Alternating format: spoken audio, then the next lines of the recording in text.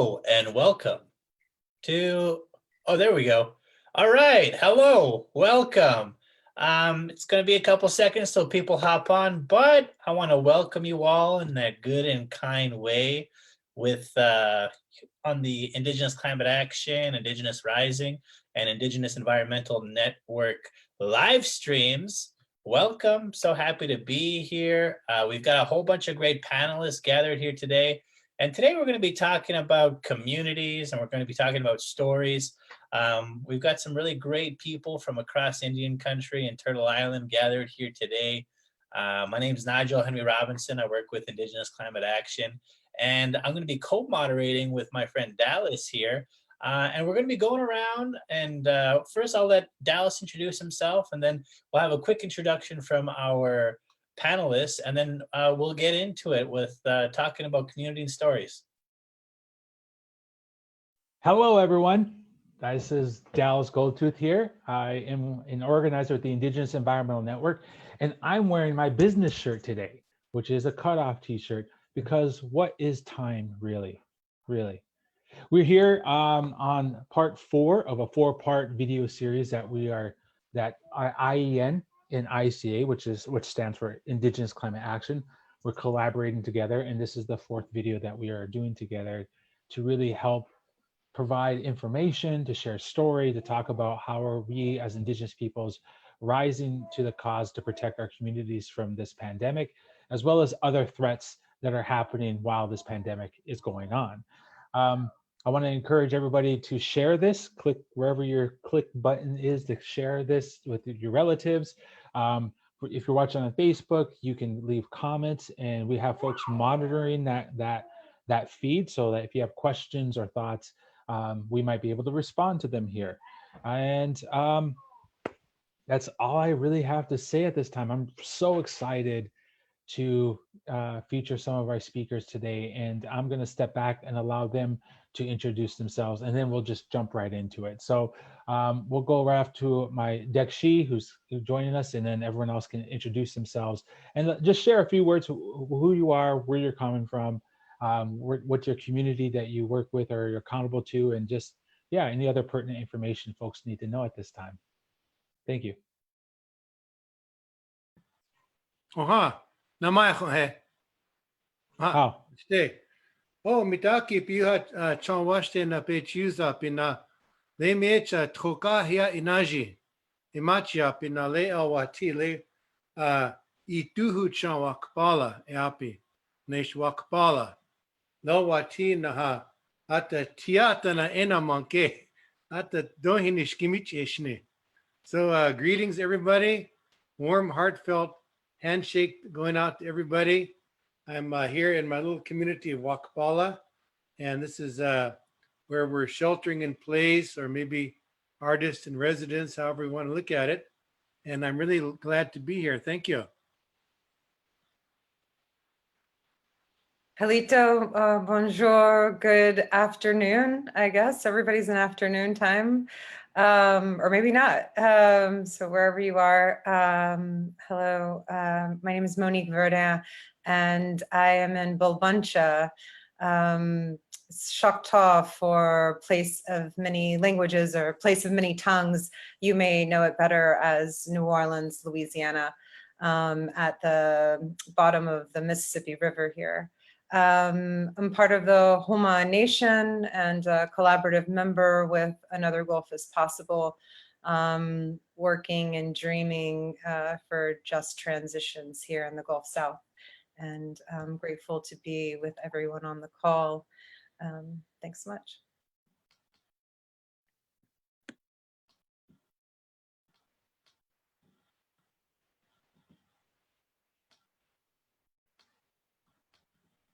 Warren, you can go ahead if you like.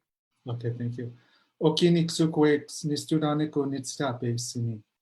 Greetings, all my relations. It's really an honor to have been asked to come and discuss with you about some things that we could help our communities with. So I feel very honored, and I'm from the Blackfoot Confederacy, Treaty 7, but I reside in Treaty 6, and I work in the community of Treaty 6. Right on. So, Nigel and I were just talking about how we want to become power MCs. Aho, aho, hey ha, hey ha, which ha. yeah. Yeah.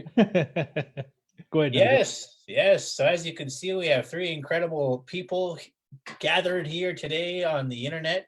I see on Facebook we got about 184 people watching. Really excited about that. Please share this on out. We're going to have these three folks sharing some really incredible stories and information with you all today. All of them do incredible works in their own communities. So please share this out. Tag a friend. And if you have any questions, please drop them in. We have some folks having a look at that and making sure that they're gathering the questions, and they're going to share them with us to ask our panelists here. So without further ado, let's get this kicked off. Okay? I'd like to introduce just a little bit my Dekshi Kevin Locke here is a world-renowned artist. He literally has traveled the world sharing stories, sharing his art, and he actually shared a story on his Facebook a couple of weeks ago, maybe a month ago, a number of stories actually. I really love watching his Facebook because he'll just show his reflections of what's happening outside his door and how the land is responding to just how the land is alive, and how it's changing into springtime for those that in Lakota Makoche. And so I think we thought this was a perfect opportunity to invite him to this space to talk a little bit about some of those stories that he shared with us.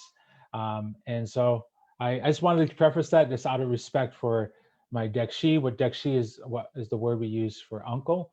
And I've been a very close friend and relative to his family for a number of years. So I wanted to ask him to share with us at this time his thoughts and observations about where we are at and how do we respond to this moment. Tushka, Pilamayalo. Thank you so much. And I'm really, again, so happy to be here with the distinguished panelists and moderators. And it's wonderful to have this opportunity to share a story, the story that you mentioned. Years ago, I was working down at the Pierre Indian Learning Center in Pierre, South Dakota, and that was back in the 70s, mid to the latter part of the 1970s. And at the time, there was a very distinguished gentleman living there in the Pierre area, and his name was Vine Deloria Sr. Now, a lot of people are familiar with Vine Deloria Jr. He authored a lot of books and things, and his father, Vine Sr., was a very erudite, wise person who spoke possibly the most fluent and articulate Lakota language that I've ever heard in my life. And he had so many stories. And so since I was working at the school there, I'd invite him to come over and tell stories.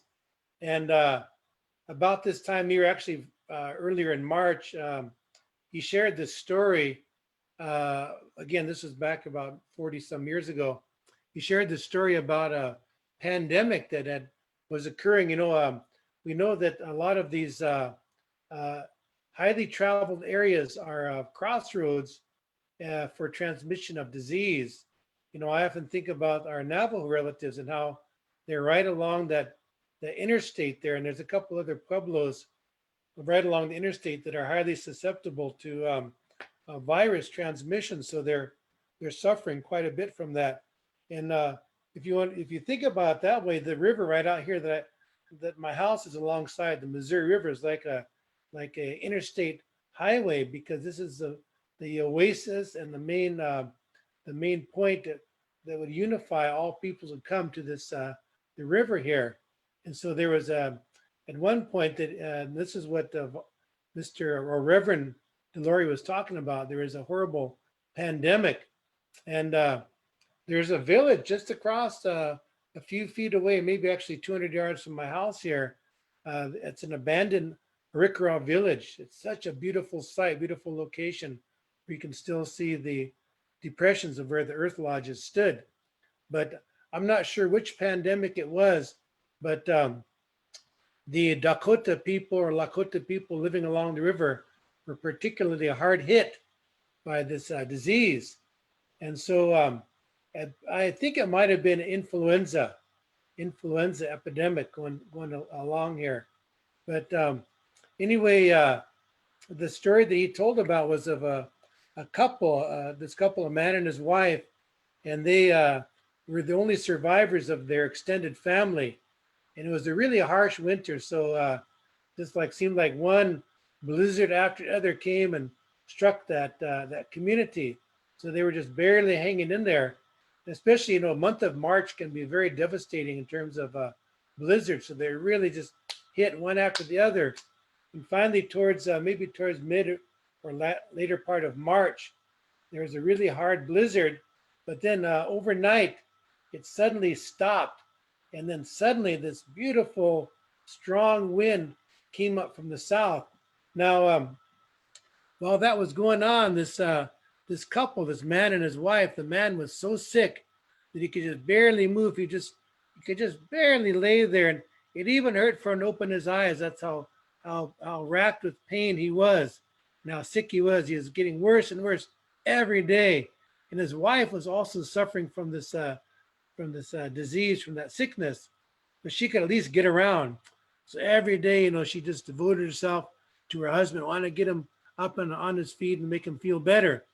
And then, so then she felt overnight that weather completely changed, and this beautiful, warm air mass came up from the south. So then this caused her to wake up. So that morning, it was still dark out, completely dark out. But she thought maybe that air, that change of weather would revive and refresh her husband. So she went out there and she opened the door up of their home. Of course, it was facing east. She opened that door up and she propped it up. And sure enough, when that nice air came into the lodge, that refreshing, warm air just felt so good that caused that man who was just laying there almost comatose to kind of stir. And then he opened his eyes. And he looked outside. He just looked outside that open door, and he looked out, and it was just barely a little bit of light, but he could see the horizon was starting to light up just very, very gradually. But then as he looked out there, he noticed there was a little tree or a little bush out in front of their home. And as he looked closely, he could see a silhouette of something perched on the branch of that little bush or that little tree. And as he looked at it, he could see that this was like a little tiny man, just a little tiny man about that tall, standing there in a silhouette. It was just a silhouette. There's not very much light. And then to his surprise, this little tiny man began to sing.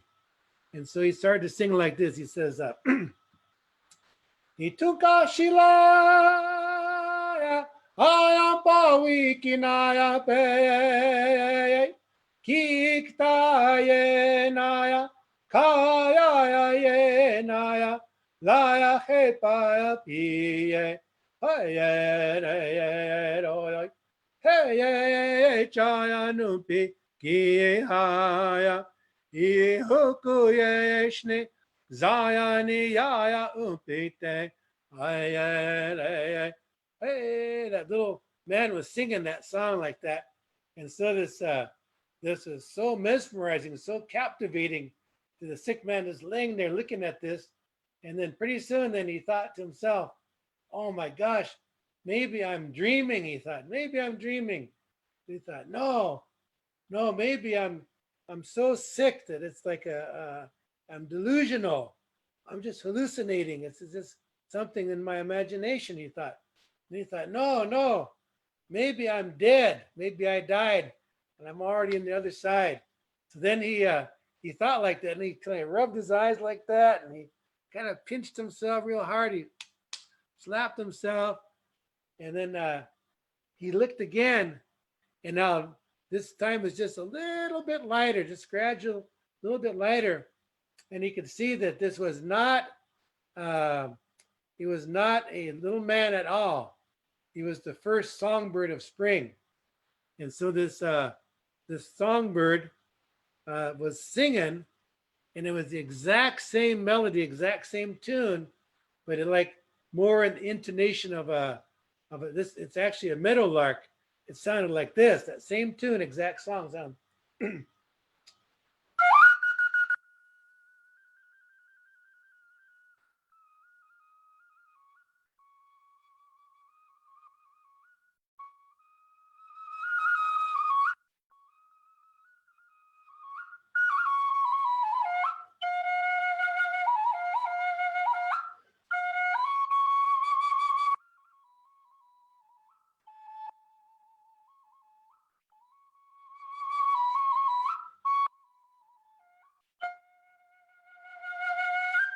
The little bird took off. The little meadowlark took off.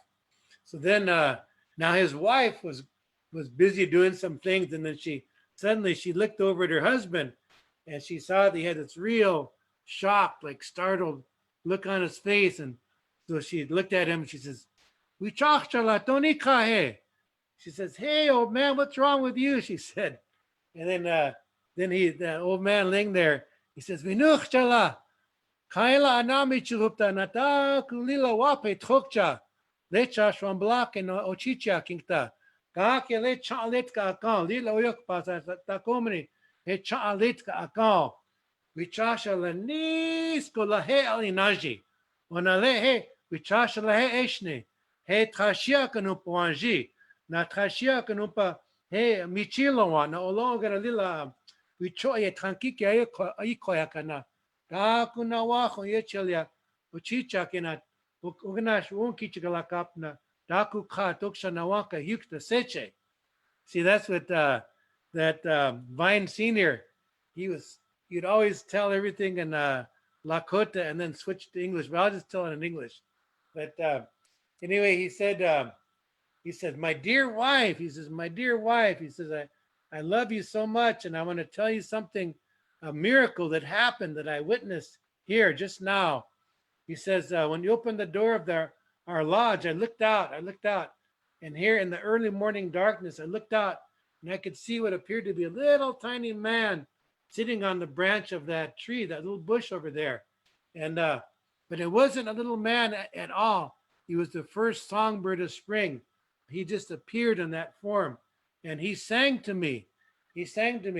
And then in his song, he had words. He had a message that he gave. And now I want you to listen closely. I'm going to tell you what I heard, and maybe together we can unravel this mystery, understand it. So then he translated. I'll translate what that little man, what the little meadowlark was saying. He says, "Your grandfather, the sun, ni trunka shila ampawi kinapinkta." Your grandfather, the sun, is going to come up, is going to appear, about to appear. And he says, "Kiktaye," says, get up. He says, "Kalyaye," means, in other words, like brew it up. And then he says, "Yachepa," drink it all down. And then he says, "He chanukte hatash ata ihukuyeshni zani ya umpikte." Says, "Do this, you won't go down anymore. You shall recover and revive and be strong and healthy." So then this man and his wife, they were talking about, they were trying to figure it out, what this meaning of this was. And suddenly they were taken aback, they were startled, and they were, it just dawned on them. What it was that first break of light came over the horizon, and that light shot out. It came right through that branches, that little bush, and it hit them so hard, so intensely. And then they faced the light, and then they realized.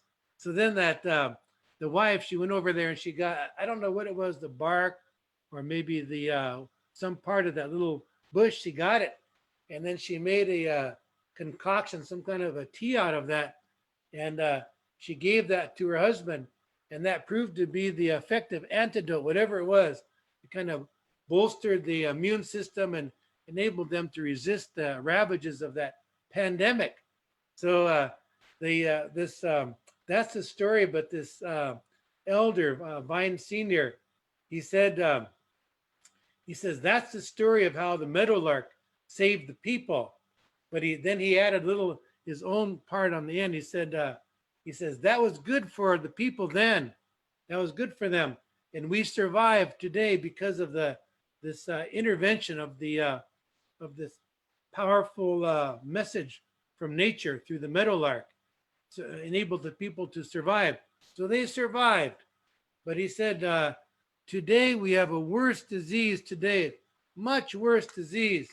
He says, our bodies are here, but the disease we have today is that we lack unity. We lack faith. We lack prayer and joy.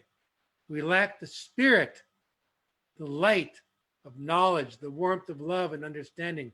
We lack this, he said. And he says, you young people out there, all of you young people out there, it's your job now.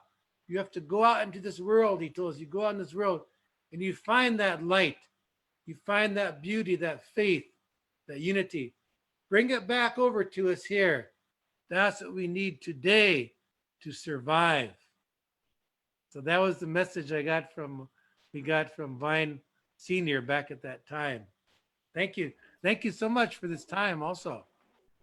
Aho, ha ha, weecha. Aho, all right, thank you.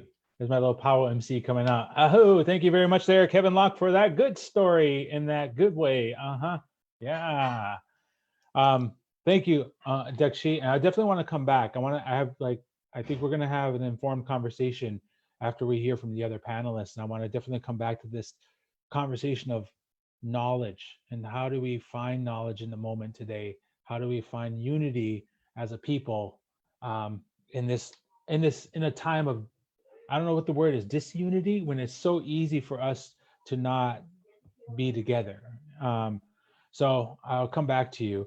I'm gonna go over to my good sister from down south, downriver, literally downriver, Monique Verdin. And Monique is coming from Obuncha. I don't know if I'm pronouncing that right. Bulbuncha. Obuncha. Bulbuncha. All right. The greater New Orleans area, part of the Homa Nation. And I'm so happy that you could be here with us, Monique. And I'm going to pass it over to you to share and talk with us. Thank you. Yeah. Thanks for the story. I've been slowing down as everyone lately and have felt really fortunate to watch and welcome all of the migratory neotropical songbirds coming through.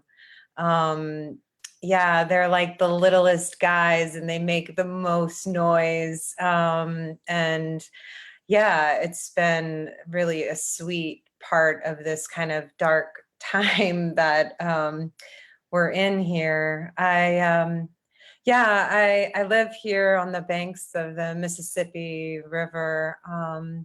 She is very high right now. So we have that kind of ever looming vulnerability of living kind of where the ocean meets the land in a rapidly sinking territory. The statistic is that every 100 minutes or so, a football field of land is lost from our shores here in South Louisiana. But I was thinking about the crawfish.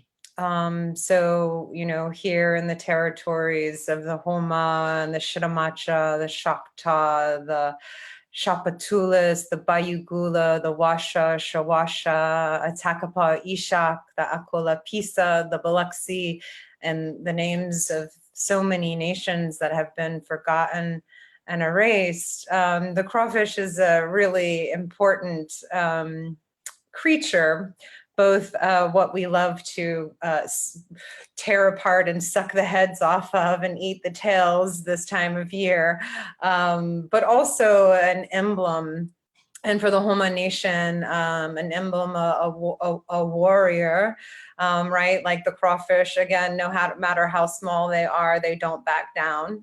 I also liked, I'm fascinated by them as being architects.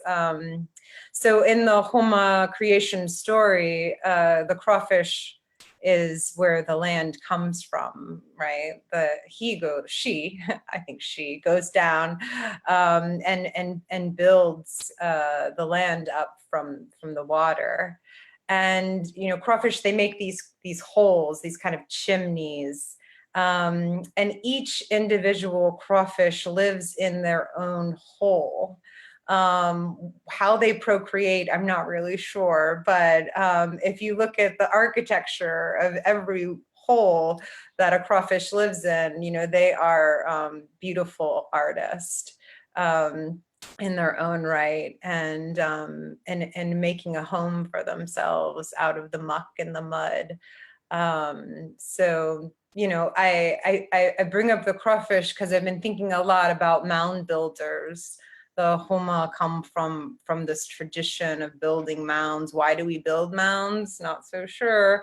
But, there is evidence that 1,500 years ago, people were here at the end of the Mississippi, which at that time, there were many different distributaries that were coming off of the main river channel, and that main river channel was allowed to be its intelligent self and to wander as it is supposed to.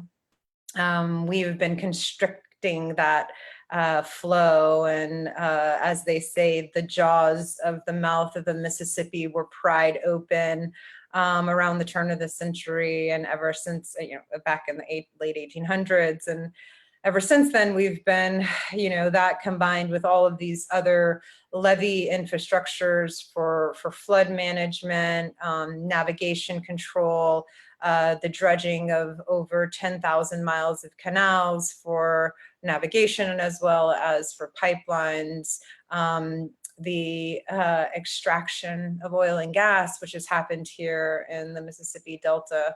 What they say, what took Mother Nature 5,000 years to create, it's taken man about 80 to get to a point where, everyone's kind of like, well, what can we do, and knowing that we won't be able to restore what has been lost, but kind of in a triage of where can we stop the bleeding, and what can we save, and what are we going to have to let go of at this point.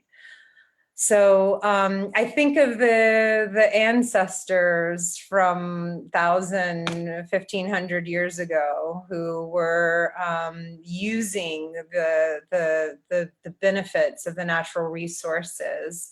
I think probably more in balance with nature than, of course, we are now, but using these opportune flood moments like now, where all of this water and what was a lot of sediment coming down to build land, and how that relationship of like the crawfish, I don't know, I love those kind of connections of creating a home, having a sacred place to live in balance.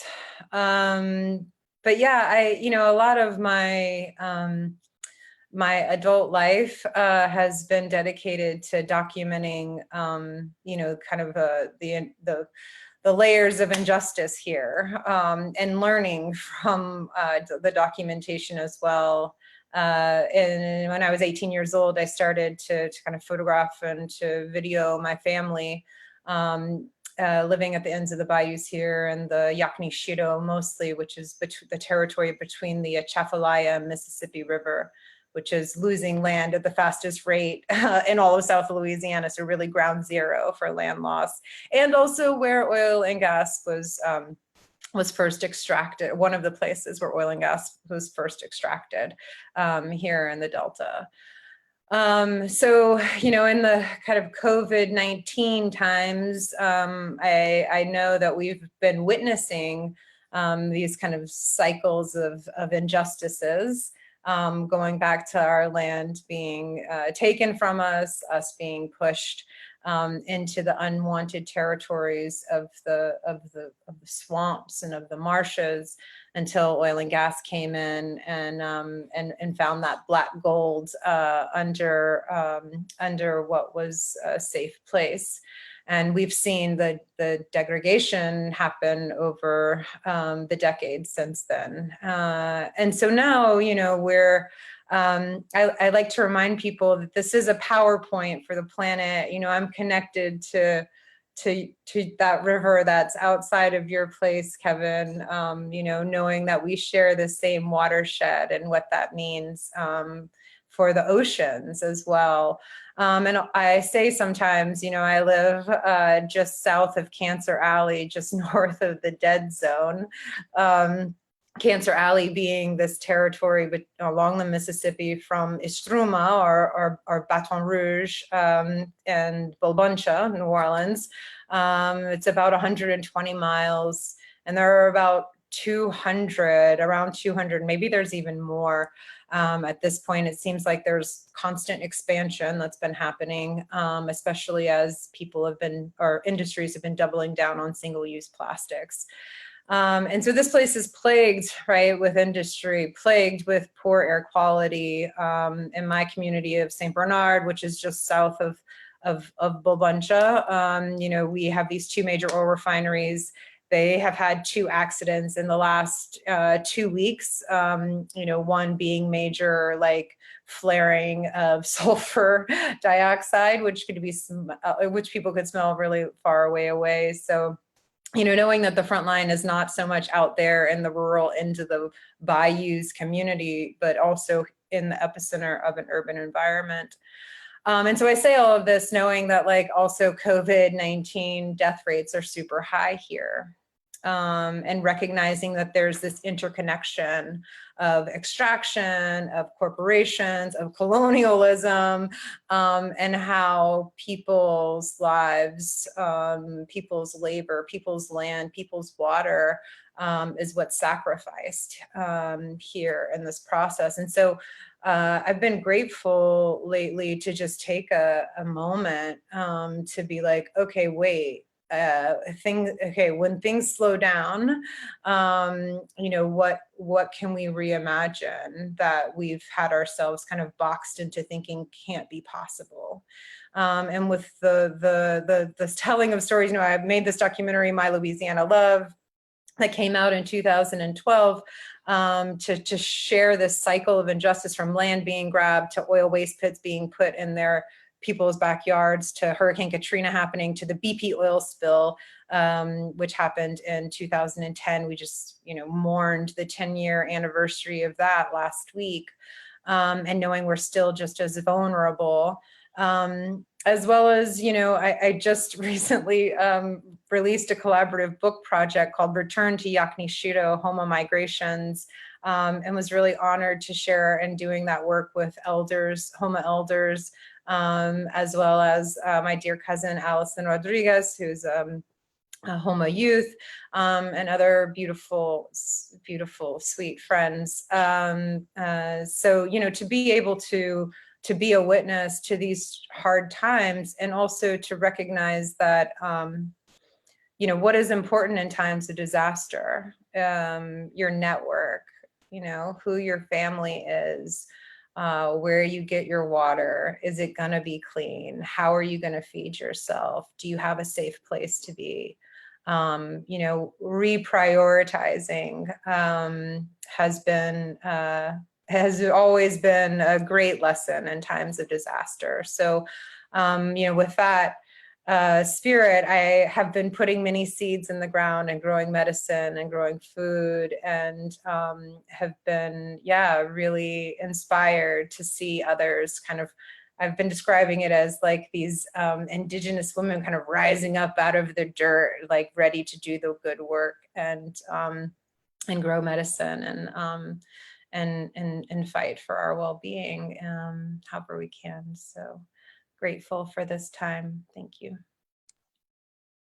Thanks a lot, Monique. There's a lot of people still fighting over there in the middle of all this, eh? And it's good. Yeah. Well, I mean, I think that, yeah, it's not it's the same fight, right? To survive. Hmm. Yeah, yeah. The fighting don't stop. There's still people up here in so-called Canada doing the work, and all over Turtle Island. And yesterday, I really want to shout out our relatives on line 3. We saw a camp get burnt down yesterday, and just this past week, we saw Canhoose Manuel get attacked, and there's still land defenders out there doing their thing and holding it down powerfully in a good way. So yeah, in the midst of all this, we still see a lot of power coming together and moving forward.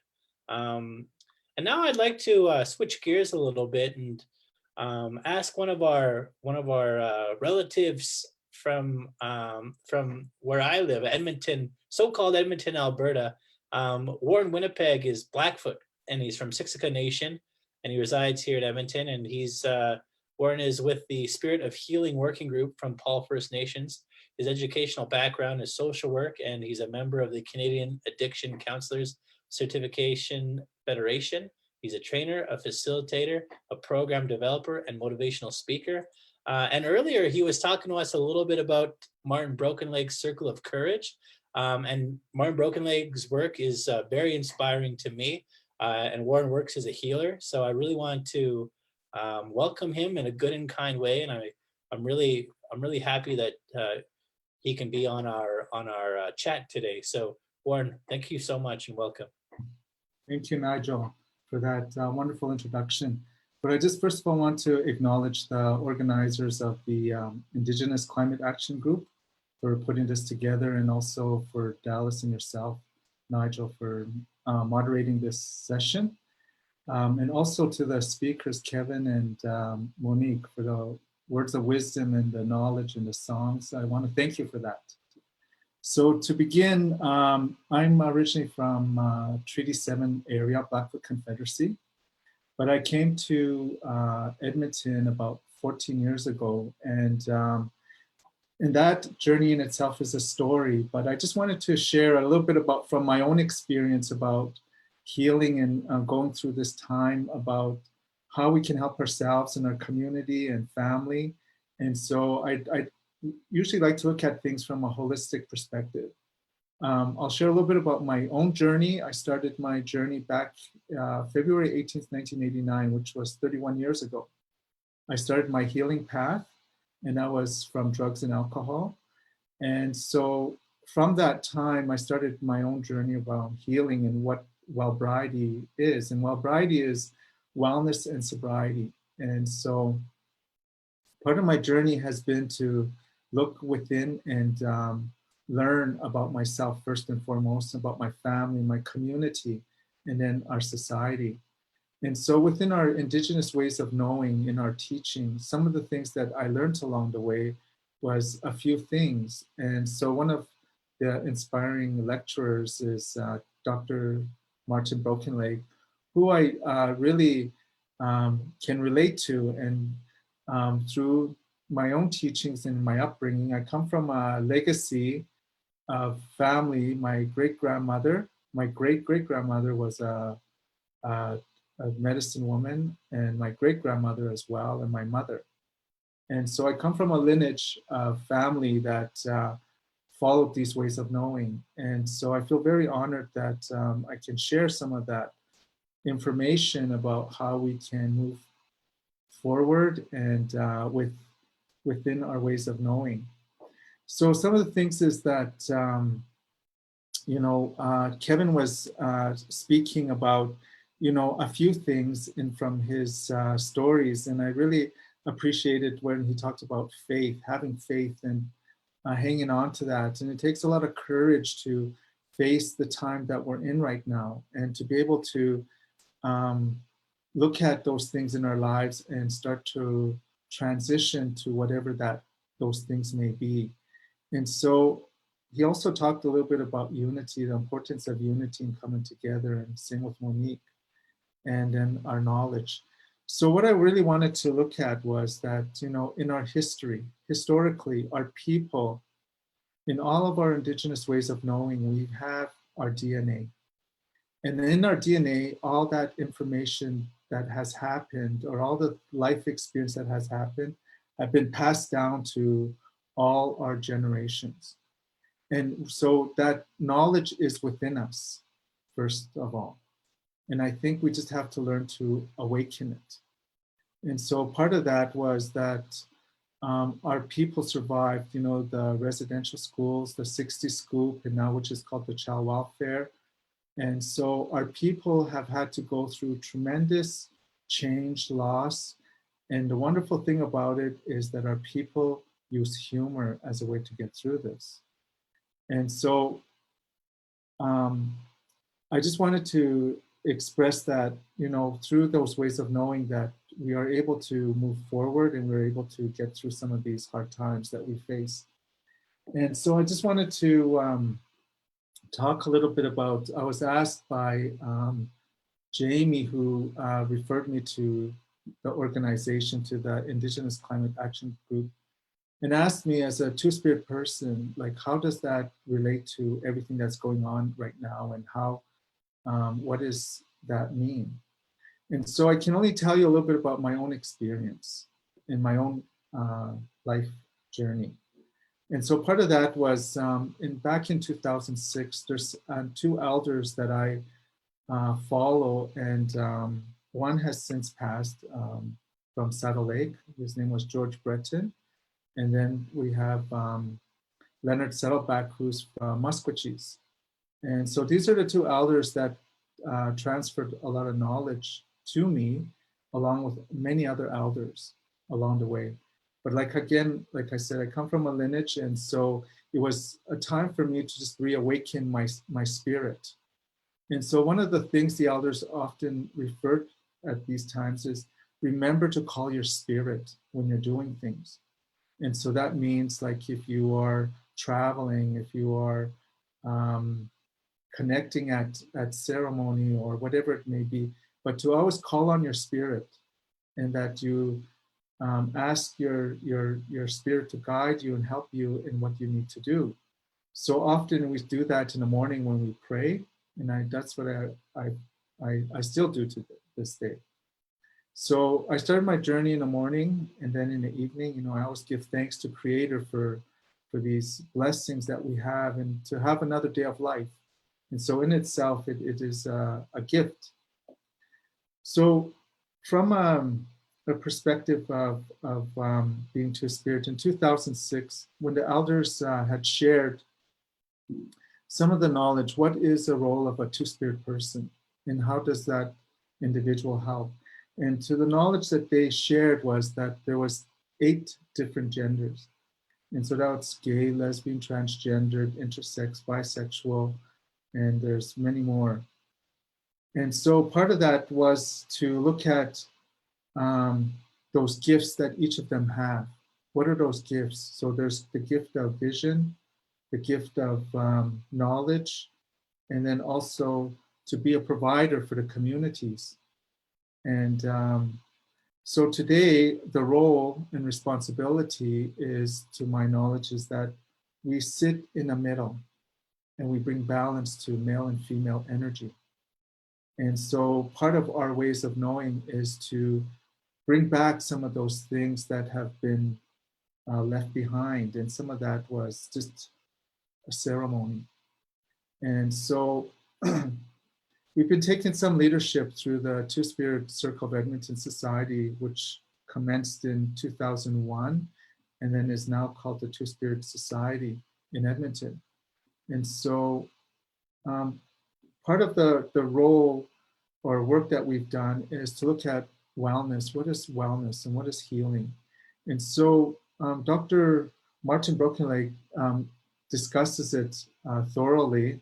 And so maybe I can just get Nigel to bring it up, just to give an overview of what the Circle of Courage is. And so part of that Circle of Courage looks at the medicine wheel concept. And so back in, when I think it was in 2000, one when these two visionaries came to us and asked, what are some things that we need to do to start helping our people and in around healing and wellness. And so one of the things that we looked at was what is, to have that sense of belonging. And so we all feel the need to be loved and to be nurtured. And so that's an important part of our teachings. And so part of that sense of belonging is that we know who we are, first of all. Who are we and where do we come from? What is our language? What is our songs? What is our ways of knowing? And when we know these things, it helps us get connected again, reconnected to who we are. And so that's the important part. And also, who's your family? Who's your community? And so part of that work was important for me to research a little bit about my own ancestors, my own history. And so I had the opportunity, and I really enjoyed being able to do some research about what made a wonderful or powerful leader in our community to help us through all these things that are happening. And one of the things that leaders did in our communities is they always consulted first and foremost, is they consulted with our people and asked them, what is it that you think you need? And they would go from there. And so that was important. And that consulting was really important. So as Two-Spirit people, to my knowledge, we were considered very highly revered. And so to help those that need that support and love. And so the other thing, moving on to the masteries and mastery. So that's where we build our skills and our knowledge. And what do? We need to do in regards to that. And so one of the things that, looking at that medicine wheel concept, is like sharing stories of hope, empowering each other, reading positive literature, and maybe doing some research about who you are and where you come from, and learning to speak your language online, so that's an opportunity. Then as we move into the independence, so this is looking at how do we, from the decisions that we make, and how to take responsibility from those things that we've done in our life, and how do we move forward knowing what we've experienced. And then the last one is looking at generosity. And so we do that in many ways, through ceremony, through giveaways, the gift of giving. And so if it's in your ability or opportunity to give back in some way, and it may be just saying a kind word or connecting or giving a telephone call to someone that you haven't heard from in a long time and just saying, hello, how are you? So that's important, especially now. And so they say culture is prevention. And I really believe that because of the things that I've experienced through our ways of knowing. And so I just thought it was really important to discuss some of that or share some of that work, is that there are ways that we can cope and deal with these things that are happening in our community to deal with this COVID issue. And so it's helped me ground myself in all those 4 areas, which is your physical, mental, emotional, and spiritual. And how do we connect to the, the 4-legged, which is the animal kingdom, and Mother Earth, and all those other, connections that we have. And so living off the land and learning to reconnect. And, I grew up with my grandparents, and my grandparents were gardeners. And I remember them growing a lot of fruits and vegetables. And I remember harvesting it and helping them plant every year. And I thought, well, maybe this is the time that we have to go back to the land and start doing that again, because we're used to the Western way of doing things. It's just going or do a drive-by, right? And so now we're living in a time where there's a lot of threat and could affect us in some way. And so reconnecting back to who we are in our land, in our ways of knowing. And so I just wanted to share those things with people, is that as part of my own healing and my own journey, I thought at one time, you know, and I can, I'm really grateful for this, is that at a time, at the end of my addiction of using, there was a time that I thought I wasn't going to make it. And thankfully through prayer and through ceremony and through a lot of self-development, that I was able to get where I am today. And so I think that if we look at our history, our people are very strong. Our people have survived a lot.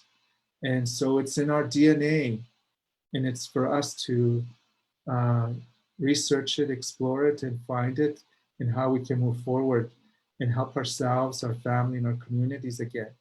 And so one of the things that is important, especially now, we're in a new beginning, is the season of spring.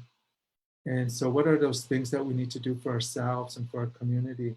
And so one of the things is that I learned along the way around my own journey is that self-sacrifice. Sometimes we have to do things in order to help someone else or our community so that others can move forward. And I have had a few friends and people that I know of that had losses due to this COVID. And so one of the things that I often share is that through my own life experience is that, you know, there's offerings. We have offerings in our ways of knowing. And those offerings help because you're still acknowledging their life and the life that they're making, you know, their journey. And so that brings comfort for me, and also knowing that, you know, that we can still stay connected even though there is change and transition. And so this is all I wanted to share. Thank you. Thanks a lot, Warren. Yeah, absolutely. It's so important that we take a lot of time right now to focus on healing in our communities. The world is sick right now. The people are sick anyways. And if we want to get through this, it's going to take a lot of healing work. So we really appreciate those words. Mm-hmm.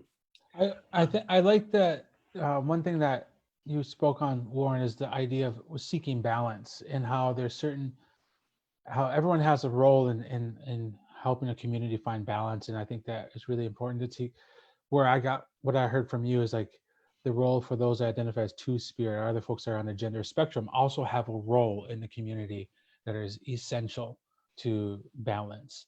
And I think that it's so critical to see that, to understand it, to uplift that right now, because I think a lot of folks just feel there's a lot of sense of helplessness in their community, because we're like, we don't know what to do, we don't know how to respond to this. And by reinforcing the belief that everyone has a role, everyone has a place within society that can help their community is a good way to go about it. So thank you for sharing that. That's something I wanted to share that I got from that. Thank you, Dallas. Thank you for all our speakers. We want to open it up to have some dialogue amongst ourselves. I have some follow-up questions. I don't know if Jen, if there's been any questions that have been posted in the chat that's relevant to this conversation. There actually has not been, just Okay. to ask for links, and we were able to lift those up. So Awesome. So I want to go back to Dakshi Kevin. When in the story that you shared with us, you talked about knowledge and unity as as I understood it, two essential aspects of us being healthy and whole human beings. And maybe this is a question for everybody. I think that a lot of what has been shared is knowledge. Monique, you talked a lot about this conversation around learning from the land, and what does the land teach us? What do the animals that are a big part of our creation story have to teach us about knowledge and getting through hardship? I think you also talked about, Monique, how do we reimagine a better future for ourselves, especially for those communities who are in the thick of fossil fuel industry or the thick of climate disaster or a wide range of issues, like how do we step back and find the unity to move forward, and also that space just to imagine something different in this moment of a lot of change, right? So maybe it's a question to everybody, but I want to go to first to actually Kevin, if you have any thoughts on it, and feel free, Warren or Monique, if you want to chime into the conversation, just jump right into it. Okay, thank you so much. Well, for one thing, that story that I shared from Vine Deloria Sr., he was focusing that to to the kids, the youthful, and I was a lot younger then too. And so then my takeaway from that is that the older generation, people back then, they have so many stories about the potentiality of the young people to unleash this. It's a pent up force, and it's exactly analogous to the spring that we see. I'm sure it is the same way in Edmonton and all in the kind of the northern latitudes, is that all throughout the winter everything is in a state of dormant. It's hibernating, and then of course a lot of the birds have migrated away. But then it's just like as you get on the threshold of spring, like now, it's just like everything is pent up, just waiting to be released. There's so much energy, so much life, so much vitality. And I think this is the essence of this story that the elder was sharing, was that we have all these virtues, all these potentialities, but they just have to be unleashed and released. And we can see that whole process accelerating now as we, even today, like especially today, as United States, you have so much polarization. You've got these kind of worn out, destructive, disintegrating attitudes and things that are just locking up, just like a winter holding up all these potentialities. And you've got all these young people like yourselves, exactly like yourselves, who have this energy and drive to completely transform and renew the world. And this is what Vine was talking about, was this belief that they had.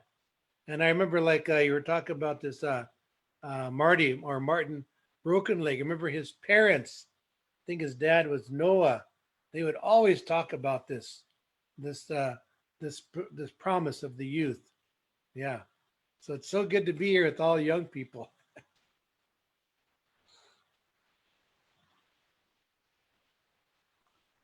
Monique or Warren? I don't know. I mean, I think that I have lots of questions. I don't have lots of answers, other than knowing that,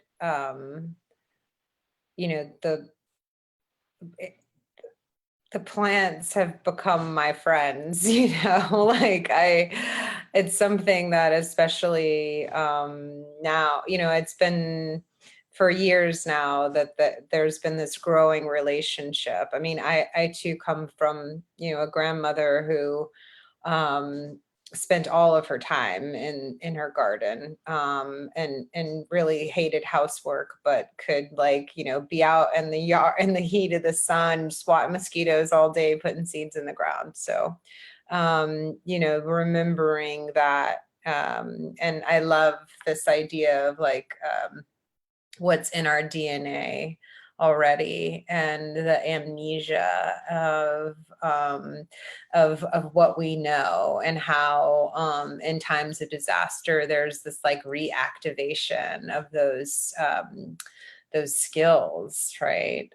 This is not something new, and I think how we tell this story of right now, as there's this kind of, it's a war, the invisible enemy, we're using all of this really combative language. We're going to kill it, and the reality is that this is something that is going on with the planet. It's not just about us.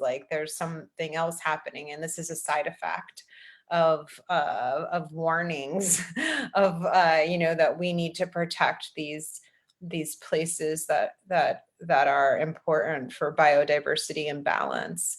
So I think like in the reimagining, it's like a looking back in order to look forward. So I've been, yeah, I mean, I think that, yeah, being still for myself has been a good time to like think in both directions, right? Yeah, bridging of the past to new futures.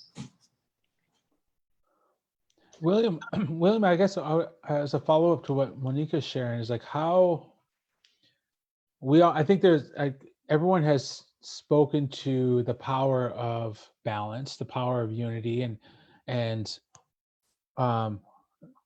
Warren, yeah, sorry, has spoken about what we should do. What are the challenges for us to actually like? What are the challenges you're experiencing within our communities? Like how are we putting up our own roadblocks, or what are those experiences that you feel when you're as we are trying to respond to COVID-19, but also a whole other plethora of like issues related to colonization and colonialism, and maybe, you know, speak to how do we rise past that? Because I you know, I got cousins that like I could talk to them about what we should be doing. They'd be like, all right, I don't understand. Or there might be some other roadblocks that they have. Maybe can we talk to you about a little bit about that?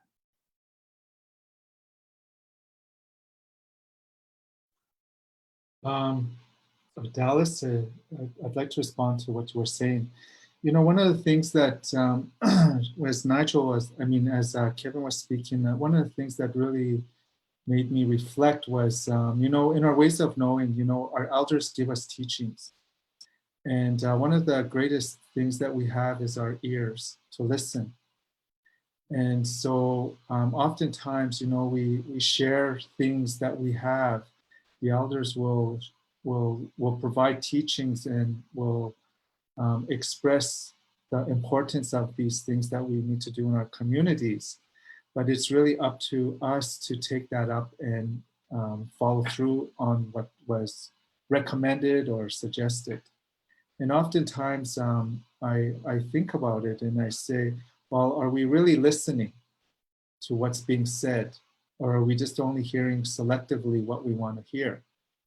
And so when it comes to this issue about the COVID, you know, it's encouraged some communities, you know, by professionals, by the scientists, you know, everybody's providing some input about how to move forward and how to deal with this. And so one of the greatest things that I appreciate about the elders is that they take the time to share. And if you're open to it, you'll be able to get the message from that and how it will work for you and how you can help yourself. And so I think that's the key, is the first thing is to listen to what's being said. Because oftentimes I know I've misinterpreted things, or I've never really understood what was being said, or sometimes I just didn't want to hear anything. And so moving forward with these things and talking about how we bring balance back into our communities is that it has to start from us, number one, to take responsibility in our own homes, our own families, our own community, and see how we can share some of that. And so one of the things that I was really amazed at is that, you know, there's a way back in the time of how to discipline our people so that they would listen. And some of those things, you know, there was a willow stick, you know, to teach people about the importance of something so you don't hurt yourself, so that you don't get burned, or it was to protect you and to watch over you and to keep you safe. And so I don't know if we need to go back to that, you know, is that sometimes is that, you know, these things is that I think it's just really important that we listen to what we're really hearing. And sometimes they say in communication, 90% of what we communicate is nonverbal. It's not about what we say. And so it's really about how we act or what we do says a lot. So that's it. Yeah, there's a lot of people out there who need to go pick a willow right now, eh? All these people out there having their little gatherings in front of parliaments and these government buildings all over the place. Yeah, there's a lot of very interesting things happening on this planet, and the pandemic is making it very complicated to, do basic things that you need to do. And people are, even in the chat right now, a lot of folks are asking us questions about this COVID-19 and different, specifically health questions. And on this call today, none of us are exactly doctors. I'm not a healthcare professional, but there are ways to protect yourselves with with traditional medicines and Western medicines that we need to lift up and think about. But I, with that said, I don't have any actual information about traditional medicines being able to stop the virus or anything like that. And I've been in contact with some of my friends down in the Amazon, and they're seeing the same issues happen there. Their communities, the indigenous community specifically, they have many medicinal plants that are very powerful to stopping different diseases. And they're finding that because of the incredible spread in like a country like Ecuador, indigenous communities are very at risk, just like here in Turtle Island up in so-called North America. So yeah, it's going to take a lot to figure out how to keep our community safe. A lot of our communities are blocking the roads into and out of the communities, not letting folks who are from the outside in. And yeah, I think there's a lot to really consider in this time, depending on how long this thing lasts. For the panelists, how do you guys feel about this whole lockdown thing? Do you guys got another few months in you, or how's it going? Got another year in you? Maybe I'll send it over to Kevin first. How has your lockdown been so far? Oh, Kevin, you're muted. Okay. Can you hear me now? Yeah. Okay. Yeah, I'm just here. My granddaughter's here, and we're doing okay. I know we've got to get busy with our garden here and get all these things going on. We do have a movement going on for food sovereignty here, which is really important. It's really fantastic, and I think now is a good opportunity for that rubber to hit the road for us to mobilize on that. We do have opportunities here for subsistence lifestyle. It's a little bit limited because of the dams on the river, because this was a real breadbasket area for, I don't know, hundreds, if not thousands of years with the intensive horticultural practices. But that was all the fertile lands that are now underwater. But I think, we still have the wherewithal, the technology now to develop, agricultural pursuits and things above that floodwaters. So anyway, but yeah, that's kind of like a tangential to your question, but it is really it's kind of hard for me because I make my livelihood on the road. So now that's completely stopped. So now I personally have to totally reinvent myself, figure something else out. And so it's challenging. It's good, but I'm optimistic about it. Yeah, thank you. Thanks for asking. Yeah, that seems to be one of the biggest questions right now, and the biggest reason why these these counter protests these protests are happening is because we live in a capitalist colonial society where people need to make money in order to live, and that's being halted by COVID. And the government response is not good enough for people to get by. So maybe this is raising larger questions about the way our society is ran and the economic system that we live under. Well, yeah. Yeah, so that's it's affecting us all very, very powerfully. I wanted to wheel back around to what you just mentioned, and Warren was talking about this earlier, is food sovereignty and being on the land and farming and well, not necessarily farming, but growing vegetables, growing foods, those kind of things. It seems like that's a huge thing that's coming up right now, is talking about food security and food sovereignty. So for anyone on the panel, do you foresee a greater push for food sovereignty and food security at this time in your communities and across Turtle Island?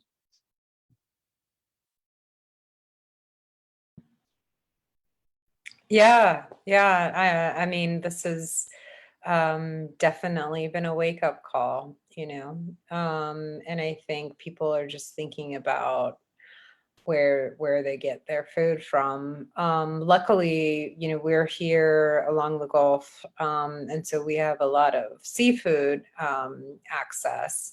And we're in a place where vegetables and things grow. And we used to have a lot of rain. We haven't been having a lot of rain lately. But I think it's that reactivation that people are kind of remembering that this is how we survive. And so I've seen a lot of folks putting gardens in their own backyards, and then larger initiatives for bigger plots that could be tended to as a native fruit forest, and or places that could be cultivated for medicine and food. So it's definitely gaining traction here as well.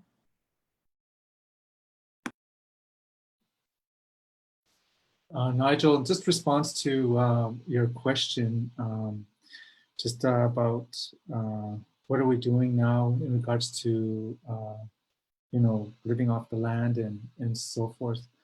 A lot of our people, some of our communities are taking action by sharing what they have. And that has been something that has been with us since the beginning of time, is to share of all the things that we have. So, and not to hoard anything in that sense, but to acknowledge that there are others that are out there that are not able to or have able to access different things that need that support. So I know some communities are actually going back to hunting and are doing those things and then sharing what they get and sharing it with the community.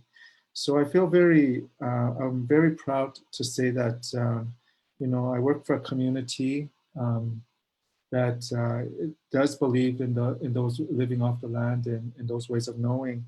And in my own community, they gave out a lot of buffalo meat and to provide to all the people there.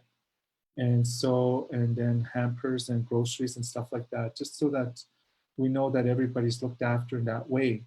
And so when I talked about, those, Dr. Martin Brokenlake's circle of courage, like that generosity.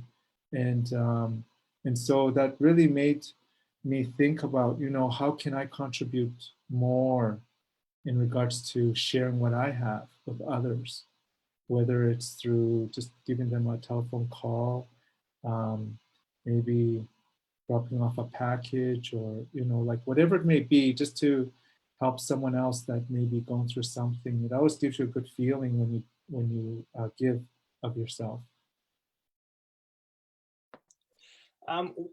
One last thing that I really wanted to address during during this is, we're talking about stories and we're talking about community responses. And, Monique and Kevin, you guys both, you're both artists and you both work with media, and you're both storytellers. And there's a lot of different stories coming at us every single day about this issue. And there's all kinds of different information out there. And there's all kinds of conspiracy theorists that are like starting to really penetrate what we're thinking about, what we're hearing, and how we perceive this virus. And it's creating a lot of panic, and it's creating a lot of very mixed up feelings and emotions. Would you guys be able to speak to like how you take, how these stories are crafted, or how these how to wade through all of these different narratives that are being put out, so that people can keep their sanity in this critical time?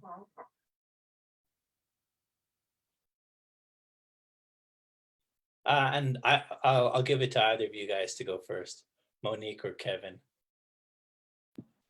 I don't know. I'm trying to keep my sanity. I think,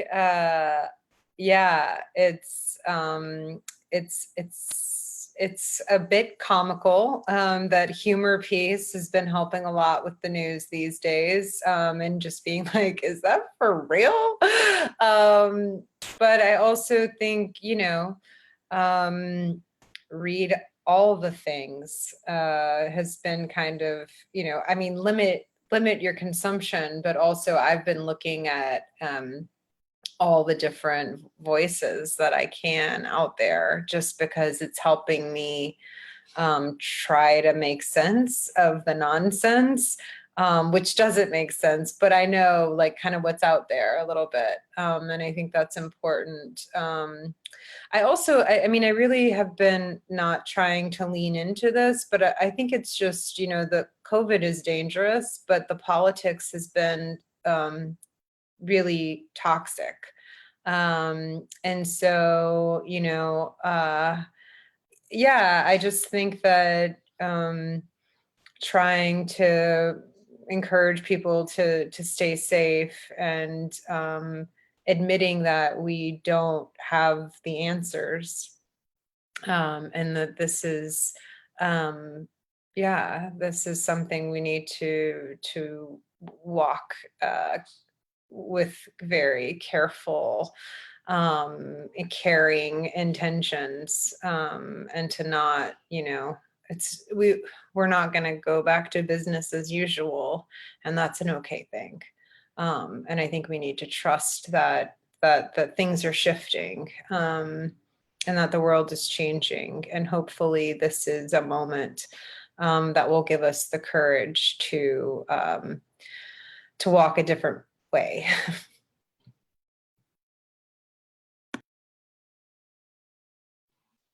Okay, can you hear me? I'd like to say something. I'd like to thank Monique for that. It's really, really good, and it's really good to hear from everybody here.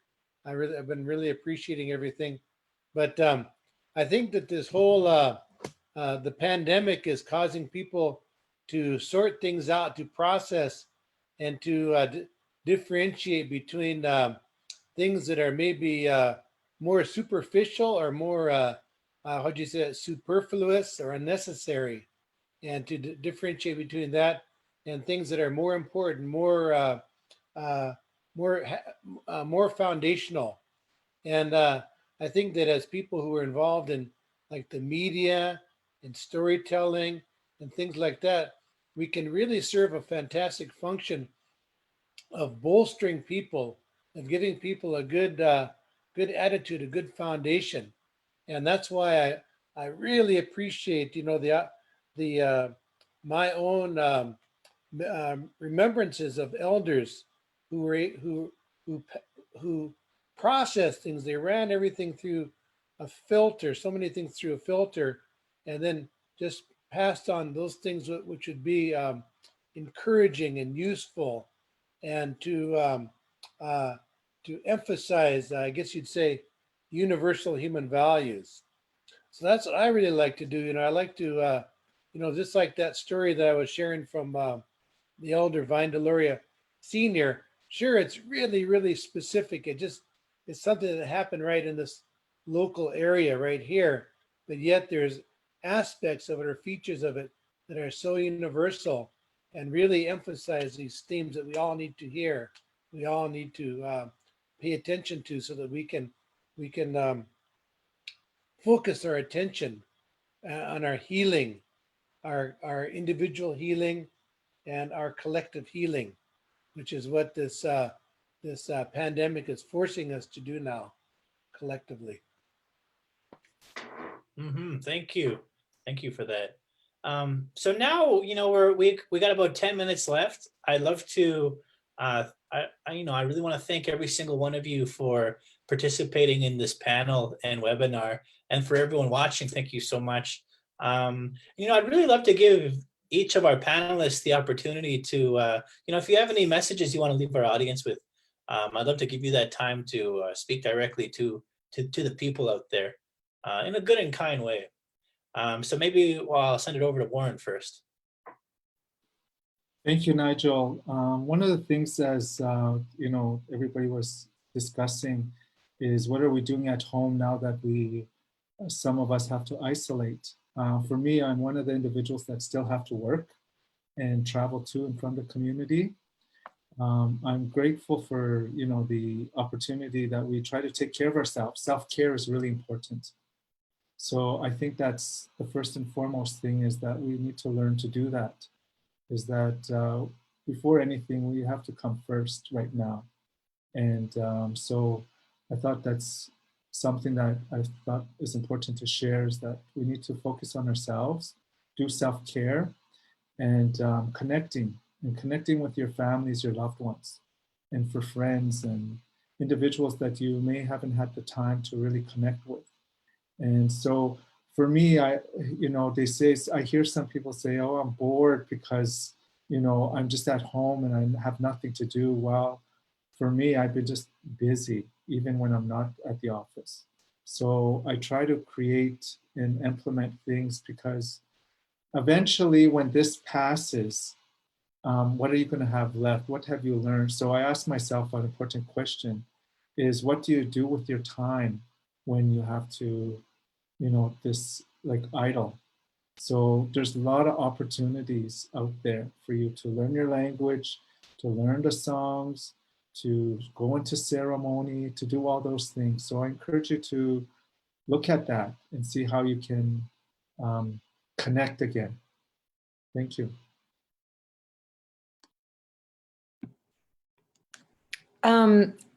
I think that, you know, I have this film that I did not intend to, you know, put my whole life story out there for people to, you know, watch in 66-minute increment, but I did that. And I shared a personal story in order to tell a much bigger story that wasn't just my story, but many people's stories, and kind of a human story. And, you know, there's a lot of trauma that is being re-triggered and that is happening in real time. And so I think that, you know, everyone's personal story is really important, whether you share it or whether you keep it close.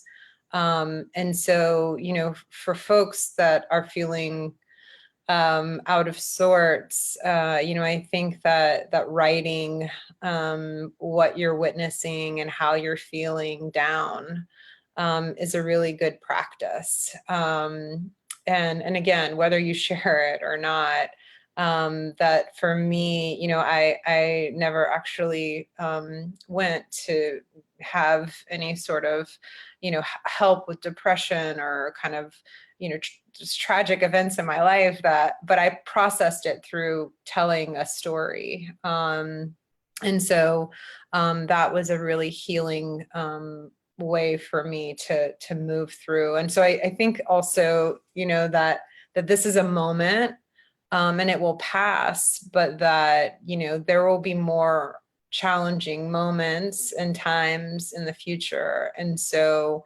you know, as Warren's saying, yeah, who are the ones you love, and how can you love them and be there for them and support them, and even if they're strangers too, right? That that your community is much bigger than the people that you know. So yeah, I think that that's what I would leave everyone with, and spend time in the sunshine. I've been grateful for the sun these days. So, and so grateful for all of you. Nigel, Dallas, thank you for hosting, and honor to meet you, Warren and Kevin. Sending best wishes from the bottomlands here in the Delta to all of you who I don't know who are watching.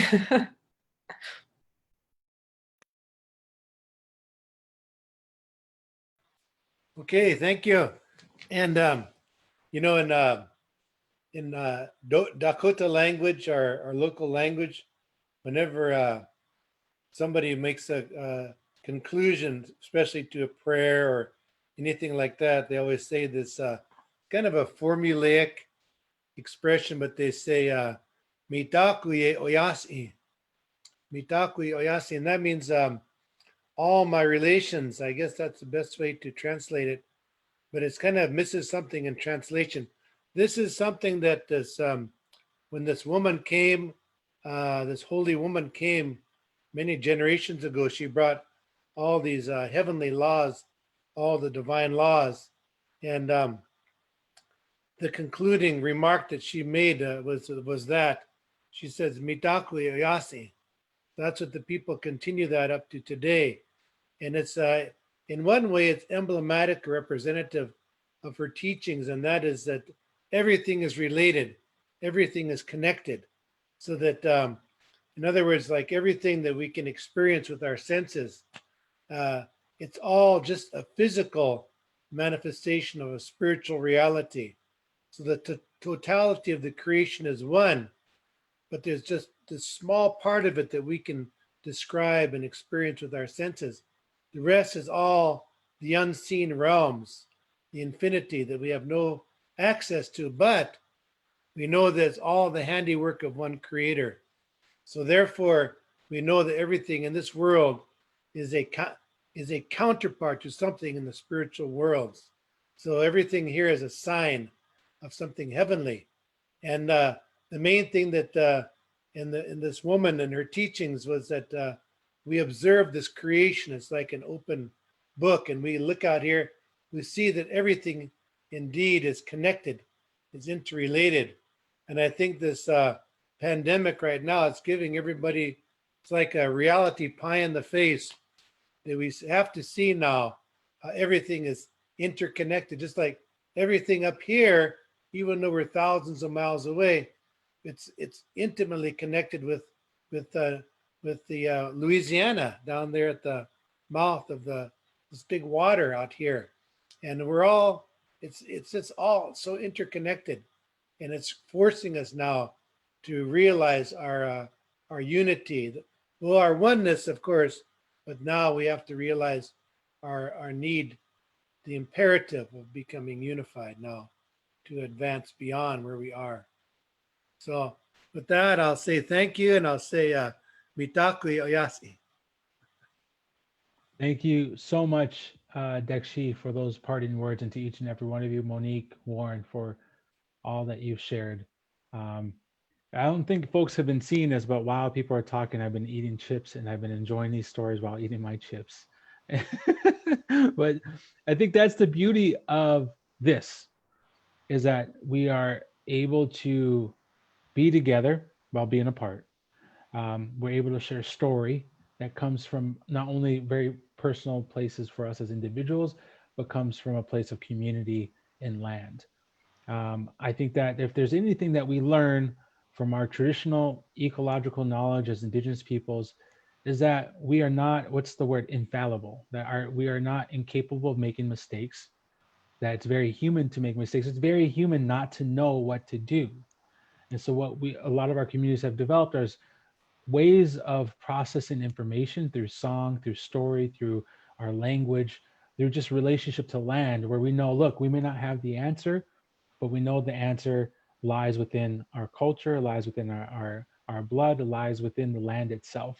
And so stick close to those things and you shall overcome. And so I think that all of us are doing that in our own ways. So I want to say thank you so much for Monique and to your communities down at the mouth of the sacred waters of the Mississippi watershed. And thank you very much, Dixie, Kevin, and Warren for the words that you shared in this space. And I want to say thank you to Nigel as well for bringing us into here and letting us share these words. So that's my parting words to you all from me, Dallas Goldtooth at the Indigenous Environmental Network.